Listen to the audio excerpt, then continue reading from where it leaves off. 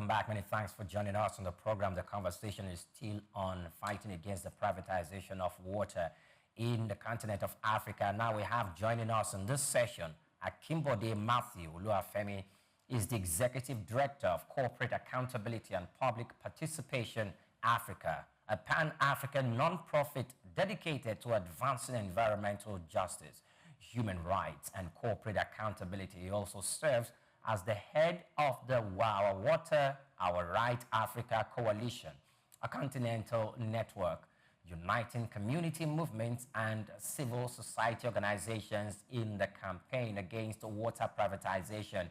With more than 2 decades of experience in advocacy and policy engagement, Akinbode has been at the forefront of campaigns on climate justice, public health, and social equity. He is widely recognized for his leadership in defending public water systems and empowering African communities to demand transparency, accountability, and public participation in governance. Akinbode Oluwafemi, welcome to Just Africa. Good afternoon. Good afternoon to you. Many thanks for joining us. Our water, Thank you. our rights. What is that all about?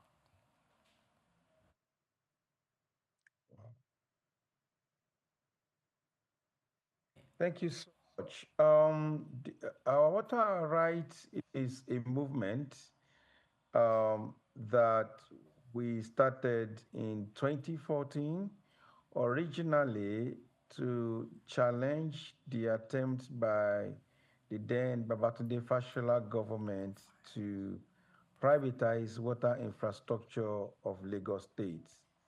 So it was initially, this is Lagos, our water, our life. And because of the success of that campaign, we went national, and again, we also began to look at other African countries that have similar fate. And so it then became our Water, Our Rights Africa Coalition, which is basically a movement of communities, civil society organizations, labor unions, peoples of conscience, who are speaking against the attempt to, take over our water infrastructure, our public water system in Africa, and hand them over to corporations for profits. We strongly believe that water is human rights in accordance with the 2010 General Assembly resolution. And African governments should take whatever it takes to make safe, affordable, accessible water to all African citizens. Okay, thank you very much. Now, it looks like this is almost becoming a norm in the continent of Africa, not just in the continent of Africa. When we spoke to Neil Gupta earlier on, I think he also referenced a scenario like that in America. What do you think is the driving force behind the government's intention, or government's intention, wherever they are, to privatize water infrastructure or water resources?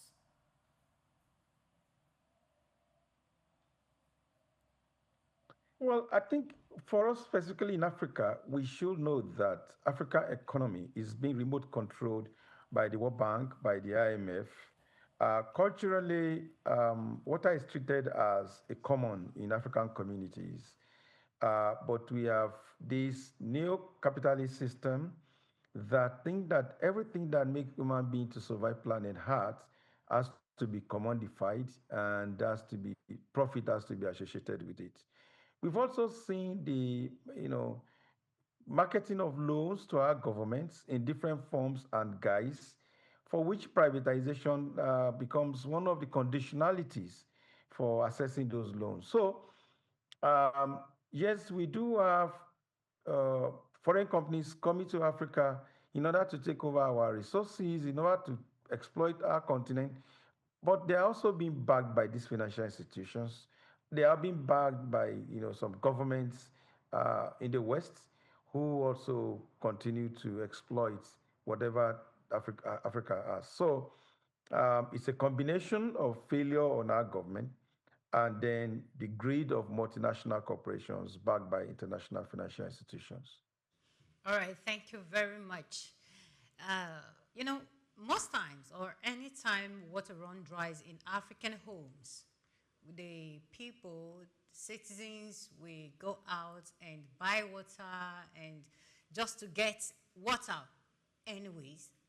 So the thing is, that is a form of privatization, but maybe not in a formal structure or without regulation and accountability. How do you explain privatization to someone who is already in this kind of situation? Like telling someone that privatization will be taking place or water will be privatized, and the person tells you, are we not buying water already? How do you explain that to an average citizen or someone who is used to buying water? So one of the things that bad governance has done to us as a people is to normalize what is abnormal. For my generation, I grew up to know what is public water. I went through a secondary school, comprehensive high school, Ayedo Ekiti, where nobody goes to school with water because there is public water. You just walk to the tap and use your hands to drink water. Some of when we're fortunate to come to the cities, we were in homes where public tap runs. And then gradually, then the taps went dry. People speak about the good days of Jakonde in Lagos, where public taps were running. And so, because there is no alternative to water, people must find ways to be able to survive. And so some of them became the communal helps, where whoever is able to do a borehole will assist his neighbor. And then some began to charge a little bit of money, maybe to continue to buy fuel. Don't forget that there are double jeopardy that there won't be electricity to charge. Now, when we're talking about privatization, we're talking about the big corporations that want to take over that entire structure that government originally was supposed to provide. And if you are following the trend in Lagos State, there was a time that Lagos State introduced a bill, and they knew that they must stop all this communal help because in Africa, look, I can take my bucket and come to your house and take water, and they want to completely make it illegal for you to dig borehole. They want to make it illegal for you to even go to another person's house and take water because they want everything now concentrated in private hands, in big multinational companies that can then charge as much as they want on that. What you're saying and you're referring to as privatization is a symptom of the failure of government to make public water available. Okay, all right, thank you very much. So now another interesting question I want to ask here is that most times policymakers tell you that this privatization of water is an economic reform. What do you have to say about that? I don't know how you're operating in your studio. I think privatization of electricity is also reform, but I doubt if you are currently running on public supply of electricity. So the thing is, we as Nigerians, we need to have deeper conversation when governments have they market some of these things to us. They come to tell us that this is going to bring is to stop inefficiency, um, is to make it accessible. I mean, today we've not seen any level of efficiency in the power sector. There are stories of failures of water privatization all across the world. What you normally see when water is privatized is there will be job losses. 640 staff of Lagos State Water Corporation were sacked last year. You see increase in rates, just like you've seen band A, band C, and bandit band in electricity in Nigeria, yet you don't have corresponding supply. Then quality drops. And we're saying that we cannot afford that experiment with water. There are enough countries that privatization have failed. In fact, the global trend now is what is called remunicipalization, where countries, where even these corporations started from, like France, the communities are now beginning to take over, the public system, government, and now begin to democratically bring back this water supply within their fold. So we already know that water has no substitute, and that government should exist to protect, this very common good for all of us to use. Now, this access to water had been a debate decades back, and it looks like, do you think, one, that we are making progress with regards to access to water? Do you think the public is really exercising some form of ownership over it? But that's just one. What I want to actually major on is that since time immemorial, the government have been the one that manages water and water supply.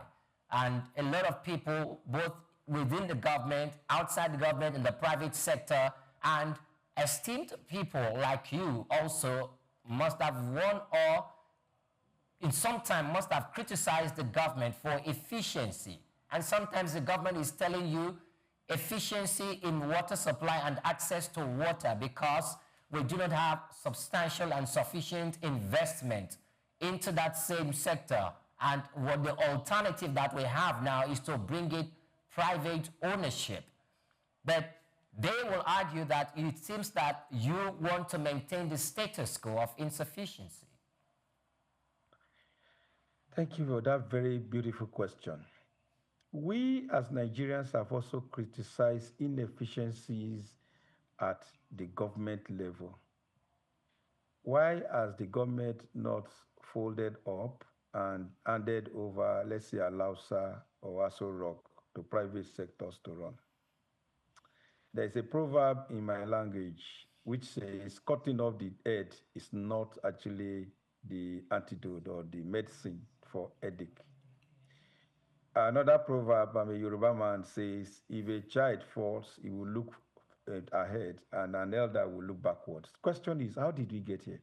How did we move from the days of Jakonde, when there was public water everywhere, to now? Who mismanaged a public utility? Public utility can always be managed regardless of whether it is private or whatever they're claiming that they will do. However, these are excuses that governments used to give in order to sell our assets back to their friends and cronies. And we say water supply is completely different. We have asked that they should increase budgetary allocation to this water infrastructure.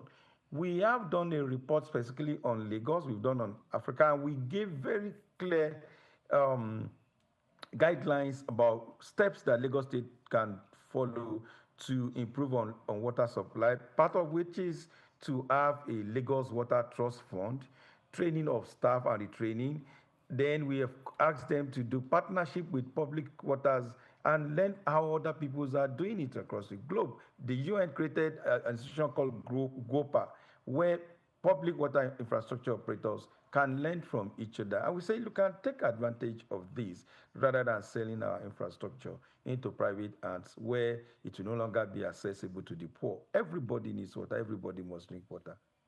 Okay, thank you very much. Now, let's move it. Access to water. It looks like people don't want to hold government responsible anymore. In your movement,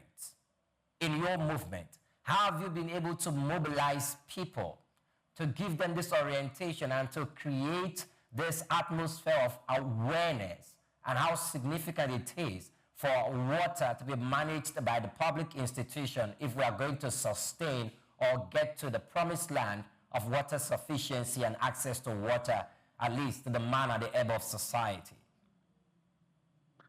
Thanks. The Our Water, Our Right campaign has very clear components.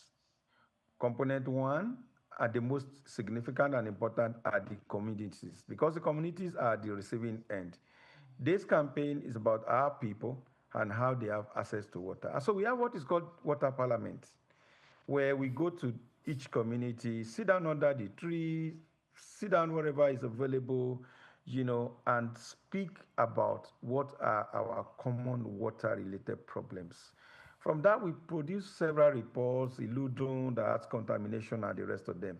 In Lagos, for instance, we already have about 120 for the Lagos Water Campaign CSOs that are signed up in terms of building this movement. We spoke about the labor component of it and religious organizations. So we are creating the awareness. We are creating the movement. We've created, that's why as at this week, there are about 18 countries that have signed up to the Water Our Rights Coalition. Activities of the African Water Week is going to happen in about 8 to 10 African countries, relating from press briefing, rallies, and the rest of them.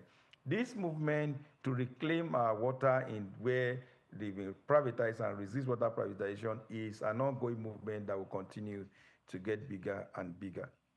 All right, thank you very much. So what are the, in practical terms now, because sometimes when we talk about privatization, people don't really know the dangers that we stand or that African countries stand against in the nearest future if it happens.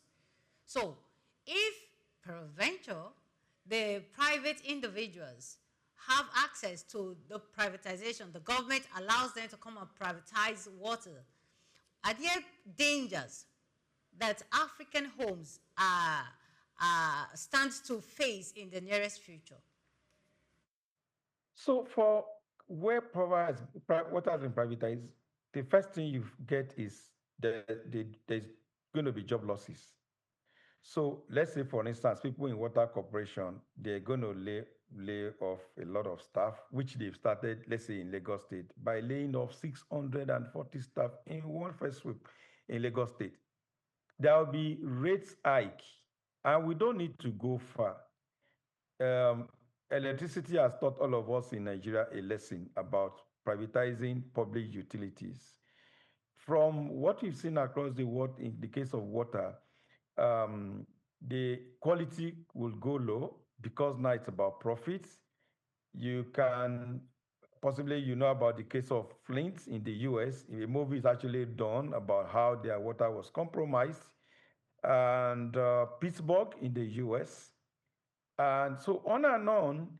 And the most important thing is actually the one they now call PPP, whereby when you look at it, they're actually not bringing in any finance because they use public funds to serve as a collateral for whatever investment they are bringing.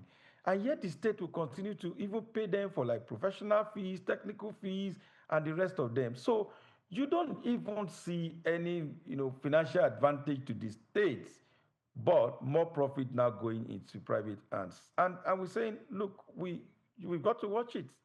And citizens need to rise up and reject it. And I remember when we mobilized against the Lagos State the water law, I think it was started 2013. It was so bad that this law would criminalize. Okay, Mr. Oluwafemi, I really hope to have you join us again. Maybe we can overcome that glitch, network glitch there. Most people are completely unaware of how significant this conversation is about water and the access to water, and the fact that if it is captured by private hands, I'm intentionally using the word captured by private hands, you can be buying a bottle of water. The current bottle of water that we see today used to be sold for 50 naira. Exactly. Then the ice water or the pure water used to be sold. Sachet water was sold for 20 naira, if not less. Then we moved. That bottled water was now being sold for 100 naira. Then pure water, the sachet water, actually moved to. And now you are buying the bottled water for 200 naira. And of course, sachet water too has moved in its price. Now, if you look at a bottle of the soft drink, it used to be sold for 200 naira. But as we speak now, it's now being sold for 500 naira. That's 500% increase. So if we privatize water, would not be surprised getting a bottle of water, either in if we use Lagos, Nigeria, could be 500 naira. If not more. If not more. And that is not good for the economy because, like you said earlier on when we started the program, how can people afford this? The days they used to sell not even pure water, ice water. Ice water. So I get that. Yeah, so if people don't understand the significance of the financial and the economic implication and where this might, end. And yes. Then another thing that I feel the government is not doing right is when they tell the citizens, the people, that the cost of water treatment, the cost of maintenance, the cost of this, when it's anything regarding water, is high. I don't want to believe that. When billions of naira are being mismanaged, corruption has eaten deep into some sectors. Like he rightly said, that workers are being laid off right now because the government felt that yes, they're not doing anything. And I think I said something like that at the beginning of the show. Those working in water corporations, what are they really doing? Now, if the government is complaining that the cost of maintenance or the cost of water treatment, whatever the reasons are, because of that they want to privatize it, I feel that is not a good reason. But then, until water, just as our first guest said, until water is seen as human rights, it will not be prioritized by government, by policymakers. So most times you will agree with me that some policymakers are looking at the profits. So you were talking about bottled water being sold for 500 naira. I don't buy water. Most people right now don't buy water because the company you are, the house you rented, the owner, the landlord, the landlady has drilled a borehole, so you felt like, okay, I have water. Until the government tells the landlord or the landlady that water you drilled, that borehole you drilled, the water that's coming out of your compound is no longer yours. It is not for the government. That is when people will begin to understand the implication of water privatization. People who buy, I wish we can bring Shola here right now. Let Shola tell us the cost of I don't know how many kegs they put on the wheelbarrow to buy water. By the time you keep spending 5,000 naira a day for just water, then you will know that there is nothing like having water for free. Okay. Well, I think to an extent also, there is something that is very, very lacking for us to cater to public asset. One thing that is very, very lacking, and I was going to ask Mr. Akinbode Matthew Oluwafemi that question, if he's able to join us again before we round up in the program, because we're already out of time. But the thing is this: if we have people in the continent of Africa and they have this mindset of the fact that public assets, we should have this disposition of communal and collective ownership toward it, so that to the extent that if the government had played its own role, or if it had not completely played its own role, that they had, okay, we heard that Akinbode Matthew Oluwafemi is back. Welcome once again. Many thanks for joining us on the program. Thank you. Apologies for the connection issues. Okay, it's fine. But before we go, I think myself and my colleague will try to ask you a few questions, and hopefully you can respond to that within 5 minutes or so before we leave.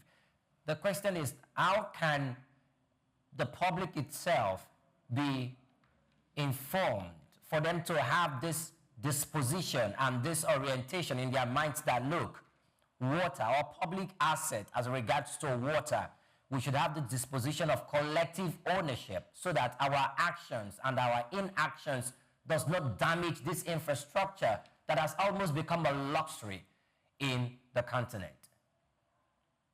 Well, thanks very much. And I think I'll speak broadly and then take it back to water, which is essentially we must ask question. As citizens of this country, we should not stand by when government are bringing policies on us. We should dig deeper into it. We should be able to ask them for full disclosure, transparency in whatever they are doing. And as I said earlier, there are public services like water, which cannot be commodified. There's a UN resolution on the rights to water, and citizens must organize and ensure that they protect that right to water and not allow government under whatever guise to hand it over to corporations. Additionally, is the fact that we also owe it a responsibility to stand up when government are doing what is wrong. Stand up to our legislators, to our parliamentarians, to state governors, and the rest of them, and demand what we think and believe will protect our human dignity, which is access to water in this particular case, because there is, as I've said earlier, no alternative to water. Absolutely none. All right, thank you very much. So you have traveled far and wide. So I want to ask now, first of all, water scarcity is eating deep into the Africa continent. It's eating really, really, really deep. Now, and people are ready to turn to anywhere they feel that, oh, this problem can be solved, whether it is public, whether it is private. They are looking for solutions to this water. Now, the question is, do you think that the private sector will fail people if they eventually start the privatization of water in Nigeria and in Africa? Do you really think they will fail? So, there's also a misconception. People think of, people should stop thinking of water as something that private corporations are bringing. So there is water here in Lagos. They are coming to, quote and unquote, manage. We're talking about the management of water, right? In fact, in most countries' constitution, water is already enshrined, and I think in our constitution, as a public property. So water belongs to all of us. The issue now is that governments now want to hand over these our private, public property into private hands. Do you understand? And so the private companies are not coming to reinvent water. They're not bringing water from France or from Europe or from Turkey like they have signed. They're actually coming to manage that same water that is existing in Lagos. So the question or the conversation should be that our government should improve on their infrastructure to manage that water. Again, you're also absolutely correct when you say there are some countries where they're having water stresses. Take, for instance, South Africa. South Africa has water in its own constitution, right? And that's one of the major reasons why the theme for these years, Our Water, Our Rights campaign on resisting water privatization, is on water and climate resilience, because there is a nexus between water and climate change. There's a lot of activities that are leading to scarce water resources. And so we must use water management as a tool of responding to the crisis that we're having in climate change. That's the way we think we should move. But the government is complaining that they don't have enough funds for maintenance, for treatment of water, and anything that has to do with public water. So what do you have to say about this? So it's just ridiculous that government exists to protect human lives. That's the first thing. I mean, every government say protect lives and property. And what is the most important thing to human life is water and air. So that's your first responsibility, your first line of call is what you don't have money for. It's basically hogwash. And take, for instance, a state like Lagos, that is like almost the sixth largest economy in Africa. I'm saying comparing Lagos as a city with other governments, other countries in Africa. They do have the resources. It's about prioritizing it and the fact that they really want to commodify it so that they can sell it to their private friends and cronies. All right, in rounding up, your fight is against privatization of water, climate, food, and all of that. So in rounding up, there are multinational organizations too that their work actually decimate and desecrate, bring pollution to our water resources in the continent of Africa. How do you tackle these issues too? They should be brought to accountability. Today's week, this week, what Africa Water Week is being, we are collaborating with Make Big Polluters Pay Coalition, which is a climate coalition. And we're saying that the principle of polluters pay should be applied. Corporations, individuals that are, desecrating our environment, that are damaging our, collective resources, they should pay. And government should stand up in place of the people to protect us from these corporations. Thank you so much, Akinbode Matthew Oluwafemi. Thank you so much for your time with us today. It's been a fantastic conversation with you. Thank you so much. Okay. Akinbode Matthew Oluwafemi is the Executive Director of Corporate Accountability and Public Participation Africa, a pan-African non-profit dedicated to advancing environmental justice, human rights, and corporate accountability. He also serves as the head of Our Water, Our Right Africa Coalition, an international network uniting community movements and civil society organizations in the campaign against water privatization. With more than 2 decades of experience in advocacy and policy engagement, Akinbode has been at the forefront of campaigns on climate justice, public health, and social equity. Thank you so much. It's been a delight speaking with you this afternoon.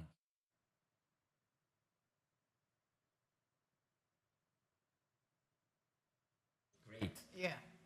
Hope to see you some other time. Yes, we really hope so. Quite a robust conversation with the two guests. Yes, so much. I love the fact that their efforts are not being wasted. Yes. Yes. So to a large extent, they've pushed the government to a certain corner compared to when they started the idea of saying they want to privatize water in Lagos, in Nigeria, and in Africa.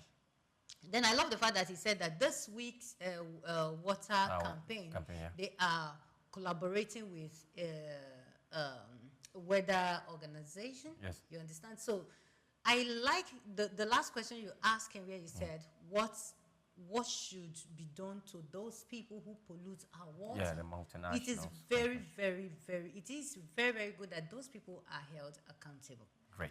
They should be questioned, and they should even desist from polluting our waters. They are killing our fishes. Great. I hope someday they don't privatize anyways. Industrialization. Well, this is where we drew the curtain on Just Africa this afternoon. We're reaching you live from our studios, the commercial city of Lagos. And as we leave, I want to say, enjoy yourself. However, in this week, I wish you all the best. Do well to follow us on all our social media platforms, Asuk News TV.